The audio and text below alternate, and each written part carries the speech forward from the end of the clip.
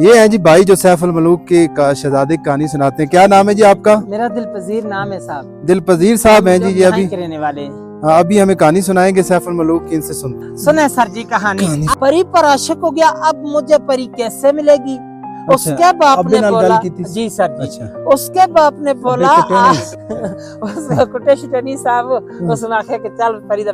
लेकिन उसका बाप से नाफरमान हो गया। उसने बोला कि परी आपको नहीं मिल सकता क्या? एक अंग्रेज आया था, उसने 5 मन रस्सी लाई थी। उस वक्त गाड़ियां नहीं चलती थी खच्चरों पे। आगे 10 किलो कलवा बन के इसके दरमियान में कश्ती के थ्रू डालते रहे।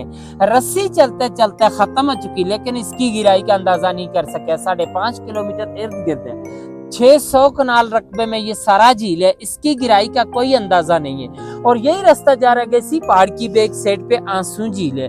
सैफुल मलूक अब लेक पे आते हैं तो यहाँ जितना गंद है आपके खुद ही यहाँ पे आंसू आ जाएंगे। आपको आंसू लेके जाने की जरूरत ही नहीं पड़ेगी। ये सैफुल मलूक पे आके आप चित्राली कैप लेके फोटो वगैरह भी बनवा सकते हैं। सलाह जीती कैप भी इंजॉय करें। मॉल देख रहे हैं, गंद बना हुआ है, इसके चंद साल ही हैं, ये फिर एक गंदा नाला ही रह जाएगा एक असल। ऐसे कई परिंदा खूबसूरत हो तो वो इंसान की कैद में आ जाता है, और ये खूबसूरत मनाजिर हो तो ये आपको कैद कर लेते हैं। ये जी इस जीप में आप पीछे नज़र आ रही हो कि बैठ के जो है हम सैफुल मलूक आ चुके हैं। और जीपों को तो यहाँ पूरी मंडी लगी हुई है और माशाल्लाह बड़ा प्यारा नज़ारा है सैफुल मलूक का। आप पीछे देख सकते हैं, नज़र आ रहा होगा। ये देखिए पहाड़ है, पहाड़ों पे बर्फ़ जो है ना इस वक्त लगता है ताज़ा ताज़ा पड़ी है, क्योंकि बादल हैं रात को। तो ये जी सैफुल मलूक लेक है। जीपें बहुत ज़्यादा हैं यहाँ और लोग जीप पे आते हैं, जीप ट्राई किया है और नीचे सैफुल मलूक का जो है विजिट करते हैं। सैफुल मलूक लेक पे जो है नज़ारा तो खूबसूरत है, लेकिन यहाँ लोगों ने इतना वो गंद डाला हुआ कि स्मेल बनी हुई है। ये क्या तरह स्मेल आती है। तो ये बात बजा है कि हम लोग सफाई का ख्याल नहीं रखते ऐसी जगहों पे। ऐसी जगहों को एंजॉय आप तभी कर सकते हैं कि यहाँ की सफाई का ख़ास ख्याल रखें। ये देखें खाने पकाने आप इधर लगाते हैं, रैपर जगह जगह पड़े हुए हैं, ठीक है। तो आप ज़रूर एंजॉय करें, लेकिन सफाई का बहुत ज़्यादा ख्याल रखें। ये जिस सैफुल मलूक शहजादा जहाँ आया था परी के लिए।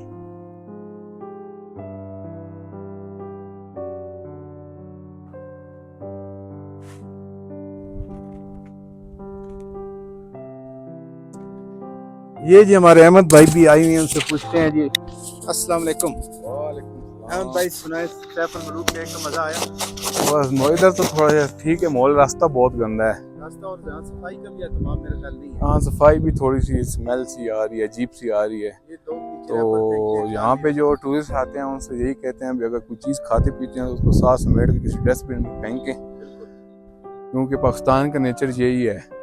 अगर इनका भी हम शहरों जैसा हाल कर देंगे तो यहाँ पे भी कोई नहीं आएगा, फिर पूछेगा भी नहीं। बिल्कुल, अब हमें खुद ख्याल रखना होगा। हाँ, ये अब सैफुल मलूक खुद तो अपने आप को साफ नहीं कर सकते। ऐसी है गंद लाते हैं वो साथ लेके। क्योंकि जिस हिसाब से यहाँ पे मॉल देख रहे हैं, गंद बना हुआ है, इसके चंद साल ही हैं, ये फिर एक गंदा नाला ही रह जाएगा एक असल पर। ऐसे कई जगह होता है हमारा, और हम वो गंदा नाला बना। यही है। चलें जी आए आगे, चलें आए एंजॉय करते हैं। ये जी अहमद भाई की बात भी ठीक है कि अगर यही हालात जारी रहे ना तो फिर ये जो हुस्न है ना इसके ऊपर गंद गालिब आ जाएगा। तो कोशिश करें, जो भी वीडियो सुनता है और यहाँ आने का इरादा रखता है तो वो ये इरादा कर ले कि मैंने यहाँ पे गंद नहीं डालना।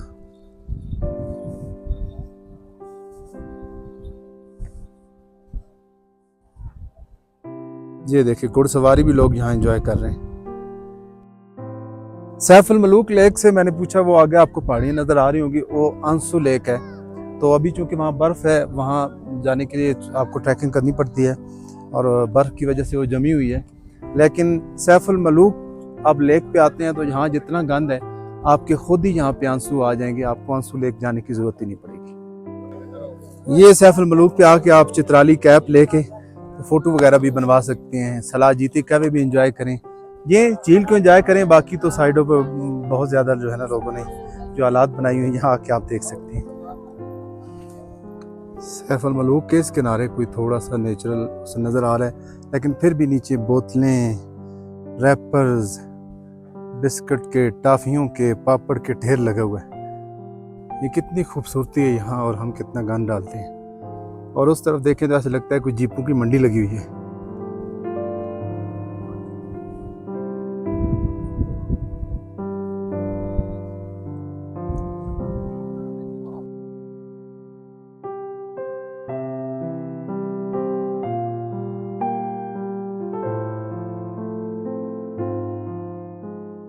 ये है जी भाई जो सैफ अल मलूक के शहजादे की कहानी सुनाते हैं। क्या नाम है जी आपका? मेरा दिल पजीर नाम है साहब। दिलपजीर साहब हैं जी। ये अभी रहने वाले अभी हमें कहानी सुनाएंगे सैफ अल मलूक की, इनसे सुनते। सुने सर जी कहानी।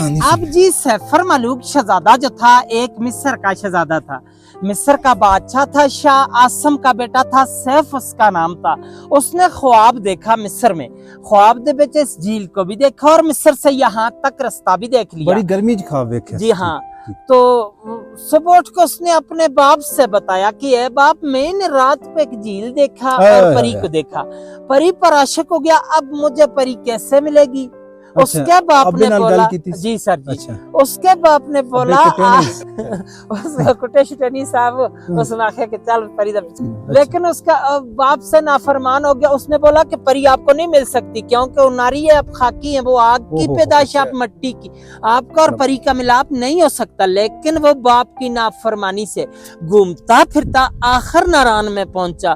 तो 12 साल रास्ते पे लगे थे। जब नारायण में पहुंचा तो उसको अल्लाह वाला एक वली मिला।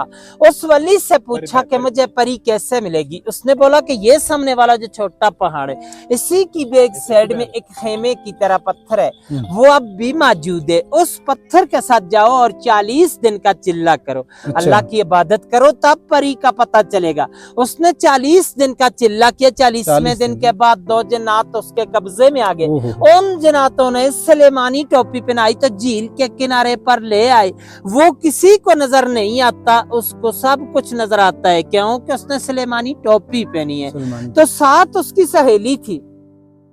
8वीं वही मलका बदर जमाल परी जो ख्वाब में मिली थी, यहाँ पे नहाने के लिए आई कोएकाफ से। कोएकाफ जो है रूस के पास है, चेचनिया की तरफ है, रशिया में है। अच्छा। आकर सब ने अपना अपना लिबास उतारा तो नहाना शुरू कर दिया। बदर जमाल का लिबास जो था वो जिन्होंने उठा के शहजादे को दे दिया, शहजादे ने अपने कब्जे में कर लिया। दूसरी सहेली लिबास पहन कर चला गई तो बदर जमाल अकेली रह गई, वो जा नहीं सकती थी। शहजादे ने उसको अपनी चादर पहनाकर नीचे नारायण ले गया। अच्छा। जब नारायण में पहुंचा तो जी अच्छा। सर जी, जब नारायण पहुंचा तो दूसरी सहेलियों ने जाकर देव सफेद को बताया। देव सफेद जो था परी का आशिक के मजाद मालक था कि परी हमसे जुदा हो गई है, पता नहीं है झील के अंदर डूब के मर गई या किसी चीज ने खा ली। बाहर की बात नहीं बताई कि शहजादा ले गया।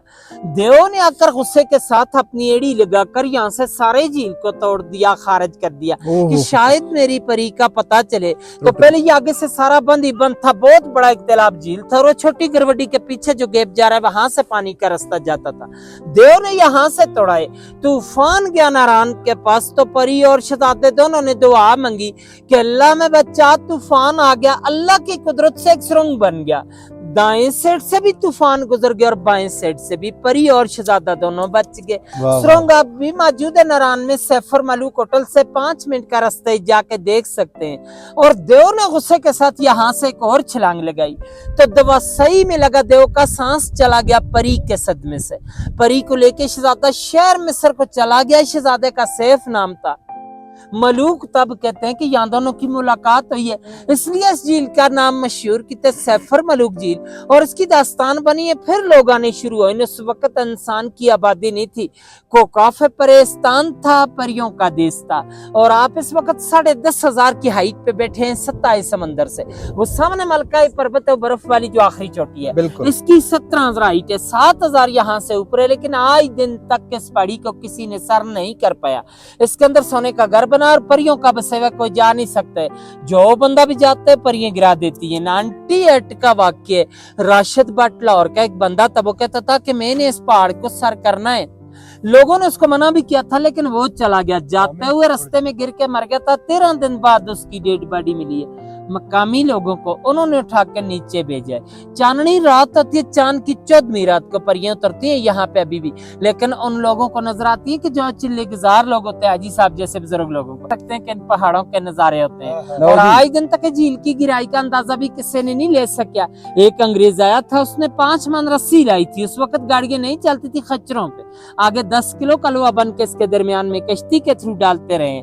रस्सी चलते चलते खत्म हो चुकी, लेकिन इसकी गिराई का अंदाजा नहीं कर सके। 5.5 किलोमीटर इर्द गिर्द है, 600 कनाल रकबे में ये सारा झील है, इसकी गिराई का कोई अंदाजा नहीं है। और यही रास्ता जा रहा है इसी पहाड़ की बैक साइड पे आंसू झील है।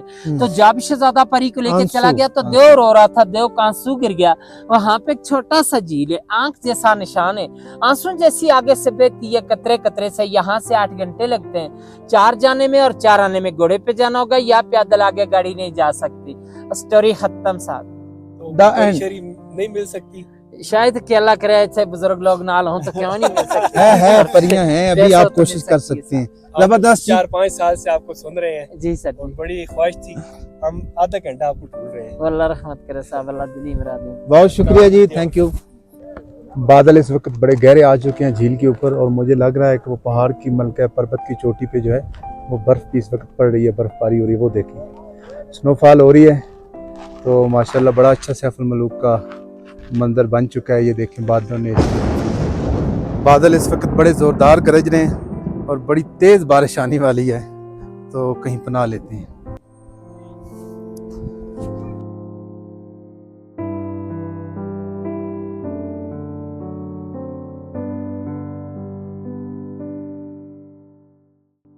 कभी कभी झीलों के किनारों पे जो है पैदल चलना और हवा का झोंका जो झील की तरफ से आता है वो इंतहाई ठंडा, शाख और रूह अफ़ज़ा कह लें, ऐसे महसूस होता है।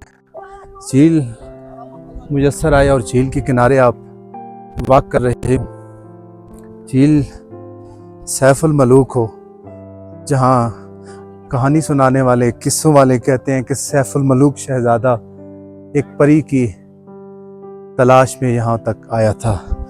और वो कहानी अक्सर आपने सुनी होगी, कहानी, किस्सा या हिकायत बहुत कुछ बयान कर रही होती है। तो इस किस्से और हिकायत के पीछे बहुत सी चीज़ें छुपी होती हैं। तो हिकायत अक्सर सच्ची भी हो सकती हैं और झूठी भी होती हैं, लेकिन किसी भी हिकायत, कहानी का मकसद उसका लुब लुबाब, उसका कंक्लूजन होता है जो एक इंसान को हिदायत के रास्ते पर लाता है। हकीकत यह है कि शायद वो परी ये हुस्न हो, और हुस्न ही वो चीज़ है जो हमेशा आपको कैद में रखती है। परिंदा खूबसूरत हो तो वो इंसान की कैद में आ जाता है, और ये खूबसूरत मनाजिर हों तो ये आपको कैद कर लेते हैं। फिर लोग हज़ारों किलोमीटर का सफ़र करके, तकलीफ़ काट के इन खूबसूरत नज़ारों को एंजॉय करने के लिए आते हैं। तो ये था सैफुल मलूक का व्लॉग। उम्मीद करता हूँ आपको पसंद आया होगा। अगर चैनल पे न्यू हैं तो लाइक, सब्सक्राइब, शेयर ज़रूर कीजिएगा, ये आपकी तरफ से हौसला अफजाई होगी। उम्मीद करता हूँ आप मेरी वीडियोज़ को पसंद करते होंगे। Thank you for watching my videos.